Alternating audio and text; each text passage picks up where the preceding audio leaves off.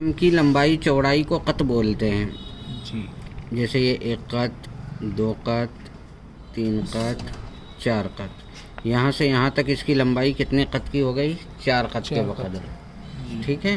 جی اس کے بعد 1 قط 2 قط 3 قط 4 قط اس طرح بھی ناپ سکتے ہیں.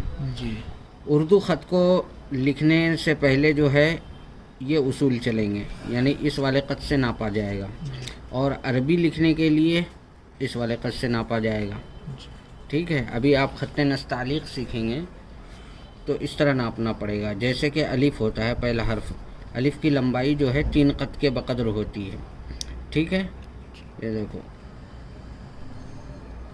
جیسے یہ 3 قط ہو گیا، یہاں قلم اٹھا دیں گے. ٹھیک ہے. دیکھیے اس کو ناپتے ہیں، 1 2 اور یہ 3. یہ جو نوک دکھ رہی ہے یہ خوبصورتی کے لیے ہیں. اگر نوک سمیت جوڑیں گے تو پوری لمبائی جو ہے 4 قط کی ہو جائے گی. یہ موٹائی کے اندر جو ہے آدھا قط کے بقدر. دیکھو پورا پین کی لمبائی جو ہے یہ ہے. چاہے ادھر سے ناپ لے، جیسے یہاں سٹا کر کے اگر ہم ناپ رہے ہیں تو یہ دیکھو پوری موٹائی کتنی ہے؟ اتنی ہے، اور الف بنا ہے اتنے میں. ٹھیک ہے. یعنی کہ موٹائی کے اندر الف جو ہے آدھا قط کا ہوگا. اب اگلا حرف ہے با. با کی لمبائی دیکھیے، پہلے یہ 1 قط بنائیں گے جس سے یہ نوکیلا بن جائے. اس کے بعد تھوڑا سا نیچے کر کے جو ہے اس کو کشش دیں گے، اور اس کی شکل جو ہے کشتی نما ہوگی. ٹھیک ہے. جس طرح کشتی ہوتی ہے اسی طریقے سے با کو بنائیں گے. یہ لاسٹ میں اس کو گول کر دیں گے جس سے خوبصورتی رہے. یہ دیکھ رہے ہیں نوک، یہ والا حصہ اگر یہاں 1 قط بنا دیا جائے، ٹھیک ہے، تو یہ والا حصہ اور یہ والا حصہ مل جائے. ٹھیک. اس کی لمبائی با کی جو ہے کشش والی با کی یا تو 9 قط کی ہوگی، یا پھر 11 قط کی ہوگی، یا پھر 13 قط کی ہوگی. جیسے کہ ہم نے یہ بنایا ہے، اسے ناپ لیتے ہیں. 1 2 3 4 5 6 7 8 9 10 11 12. اس کا مطلب یہ ہے کہ ذرا سا ہمیں اور اس کو ذرا سا بڑھانا پڑے گا. ٹھیک. جی یہ دیکھو، اب یہ ہو گئی اس کی پوری لمبائی 13 قط کی. جی ٹھیک ہے. اب آگے دیکھو، بناتے ہیں ہم تا. تا کی لمبائی رہے گی 4 قط کے بقدر. 4 قط کے بقدر. دیکھیے 2 قط تو نقطے ہو گئے، جی 1 قط ادھر کھلے گا، 1 قط ادھر کھلے گا. ہو گیا بات. اب اگلا حرف ہے جیم. دیکھو جیم کا اوپر والا ڈنڈا جو ہے موٹائی کے اندر آدھا قط کے بقدر ہوگا. کتنا؟ آدھا قط. جیسے یہ دیکھو جیم بنایا ہم نے، اس کی موٹائی دیکھو پوری جو ہے یہ 1 قط یہاں تک ہے نا.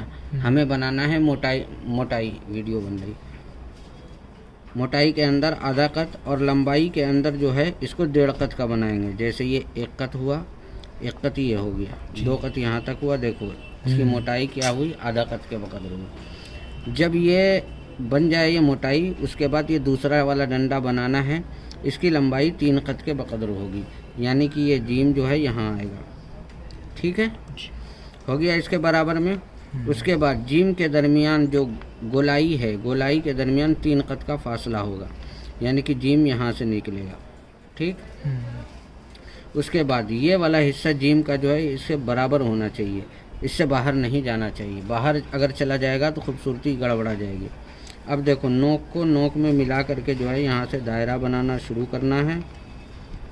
3 قط کے بقدر دیکھ رہے ہیں، 3 قط کے بقدر اس کو جو ہے اوپر لینا ہے، اوپر بولنے ہیں 3 قط کے فاصلے کے ساتھ. ٹھیک ہے. اس کے بعد بیچ میں ایک نقطہ بنانا ہے، ان کے درمیان 3 قط کا فاصلہ ہو گیا.